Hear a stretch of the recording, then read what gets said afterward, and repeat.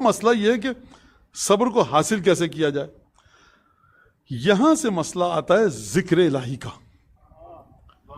یہ جو آپ کو کہا گیا، آپ سے کہا گیا کہ فجر کے بعد 100 دفعہ یہ پڑھو، واجل فرجہم، ہر نماز کے بعد 30 دفعہ تسبیحات اربع، اس کے بعد یہ گھر سے نکلو، وہ رات کو سونے سے پہلے یہ، آپ دیکھیے شدید مستحب ہے، شدید ثواب ہے، تاکید ہے.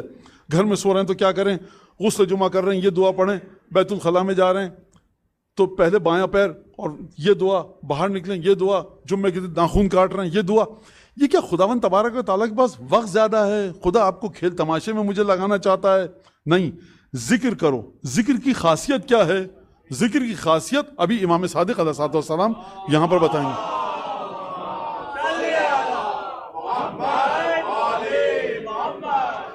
اور ذکر کے اندر سب سے اہم ترین چیز کیا ہے؟ نماز. نماز میں ہر انسان کا، ہم میں سے عام انسان ہے ہم سب، یہ مسئلہ رہتا ہے مولانا نماز میں دل نہیں لگتا. یہ کیسے کیا جائے کہ نماز، کیونکہ بنیادی ترین جو ذکر ہے، اقم الصلاۃ لذکری، نماز کو قائم کرو میرے ذکر کے لیے، تو بنیادی ترین چیز نماز ہے. آپ جا کر اس میں یہاں پر معصومین کو دیکھیے آپ، اور کسی عالم نے بڑے، لہٰذا یہ بات نماز جو ذکر خدا ہے اس کے اندر کیسے توجہ رہے کہ جو بنیاد ہے ہر ذکر کی وہ یہ کہ وضو سے سلسلہ شروع ہوتا ہے. میں نے پہلے بھی عرض کیا کہ مجھے اگر قرآن کہہ رہا ہے کہ میں شیطان کا بھائی ہوں، میری نماز کی بنیاد شیطان کے ساتھ اخوت پر ہے، مواخات پر ہے. شیطان میرا بھائی بنتا ہے. میں بعض دفعہ نماز ایسی پڑھتا ہوں، شیطان کہتا ہے تو میرا بھائی ہے. جب میرا شیطان کے ساتھ بھائی چارہ آ گیا، ابھی نماز میں کیا توجہ رہے گی؟ مولانا یہ کیا بات ہوئی شیطان کے ساتھ بھائی چارہ؟ جو اسراف کرتے ہیں لوگ، بلا وجہ چیزوں کو ضائع کرتے ہیں، قرآن فرما رہے شیطان کے بھائی ہیں، شیطان کی ان کے ساتھ بڑی اچھی دوستی ہے. تو انسان دیکھے کہ کس طرح سے کس چیز کو استعمال کر رہا ہے. اسراف اور تبذیر کے بیچ میں رہے، اس طرح سے کہ اسراف اور تبذیر سے بچے، نہ بخل کی طرف جائے اور نہ اسراف کی طرف. یہ درمیانی حد ہے سخاوت کی. لہذا سخاوت کو بہانہ بنا کر نہ اسراف کرے آدمی، اور نہ کفایت شعاری کو، بچت کو اسراف و تبذیر سے بچنے کی وجہ سے بخل کی طرف جائے. یہ کس طرح سے ہوگا؟ پھر وہی بات کہ مولانا ایک قانون بتا دیا، اب آ کر فقہ آپ کے اس مقولے کو درست کرے گی.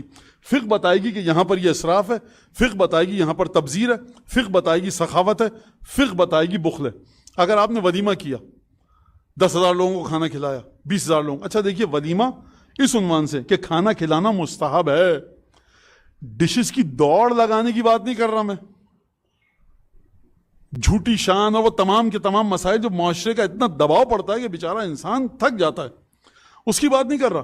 کھانا کھلانا اطعام مومنین، آپ نے 10,000 لوگوں کو کھانا کھلایا، مومنین کو، مسلمانوں کو، اس میں کوئی اسراف نہیں ہے. لوگوں نے کھانا کھایا، خوب توجہ کیجیے گا. لیکن اگر اتنا سا کھانا آپ نے پھینک دیا تو یہ اسراف ہے.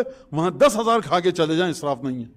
لہٰذا اس بات کو خوب توجہ کے ساتھ سمجھیے، اور بار بار حدیثوں کو دیکھ کر اس کے اوپر عمل مت کر لیا کیجیے. پہلے جا کر دیکھیے حدیث نے جو ہم کو پیغام دیا، فقہ کیا کہتی ہے، کیونکہ فقہ آ کر اس حدیث کے لفظ کے دائرے کو معین کرتی ہے کہ یہ دائرہ کہاں تک جائے گا. عقیقہ کرنا ہے بچے کا، کریے، پیسہ ہے، طاقت ہے، 5,000 لوگوں کو کھانا کھلائیے، 10,000 لوگوں کو کھانا کھلائیے، کوئی حرج نہیں ہے.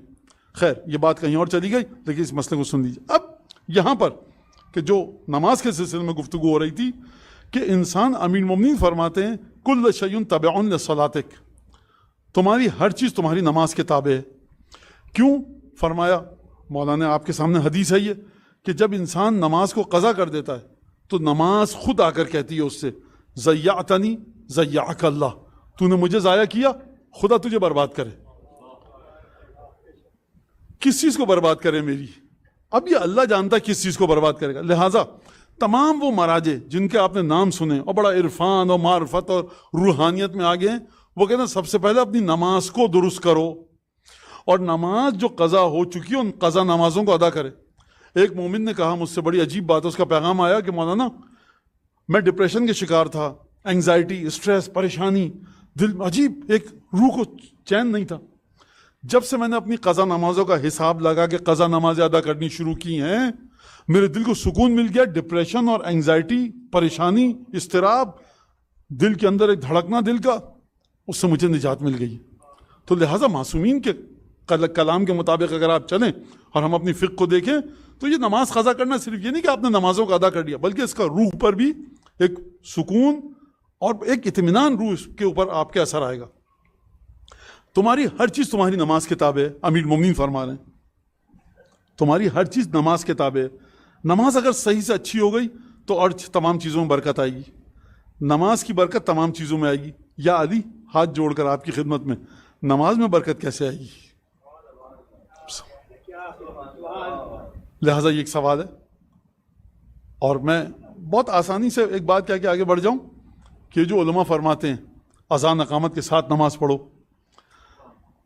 اذان اور اقامت کے بیچ میں یا سجدہ کرو یا دعا جو موجود ہے کتابوں میں ہماری توضیح المسائل میں وہ دعا ہے وہ پڑھے، اور اس کے بعد درود جو آل محمد پر جس طرح سے دعا موجود ہے توضیح المسائل میں نیت باندھنے سے پہلے وہ دعا پڑھے.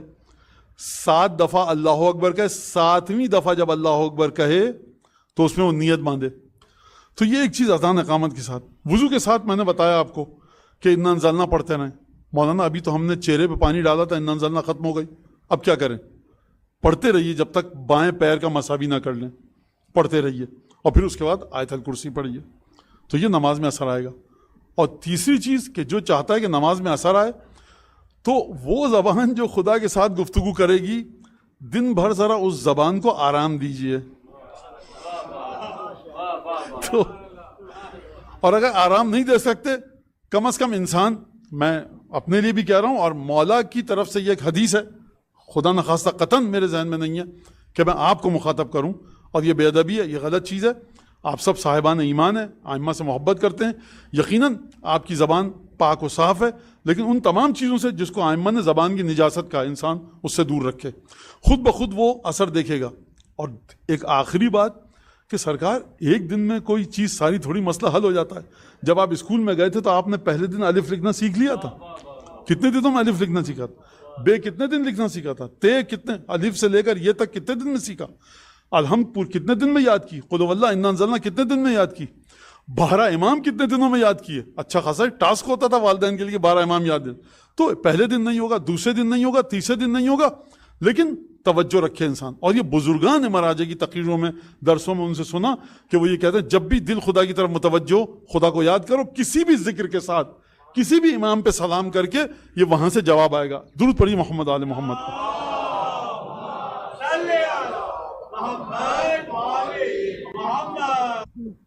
اور کیونکہ ایصال ثواب کی مجلس ہے، بزرگوں کی قبروں کو بے نام و نشان مت ہونے دیجیے. یہاں پر جو طاقت ہے، آپ، میں نے پہلے بھی کہا، کسی کو معین کیجئے ہر جمعرات کو، ہر دن یا ہر جمعرات جیسا آسانی ہے. بعض قبرستان، اب کراچی اور قبرستان شہر سے باہر ہیں، تو ہر جمعرات کو آپ دیکھیے کہ کوئی جا سکتا ہے، اس کی ایک تنخواہ باندھ دیجئے. اور میں نے پہلے بھی کہا کہ اس میں زیادہ بھاؤ تاؤ نہ کرے انسان کہ زیادہ ہے کم ہے، بالآخر جائے گا قرآن پڑھے گا. ہمارے یہاں کیا کر دیا جاتا ہے، گورکن جو ہوتے ہیں ہمارے، جو بندگان خدا قبرستان میں محنت کر رہے ہیں، زحمت کر رہے ہیں، قبروں کی دیکھ بھال کرتے ہیں، ان سے کہا جاتا ہے ہر روز پانی ڈالو. بھائی پانی ڈالنا وہ دفن کے وقت ہے، اس کا کوئی ثواب نہیں ہے.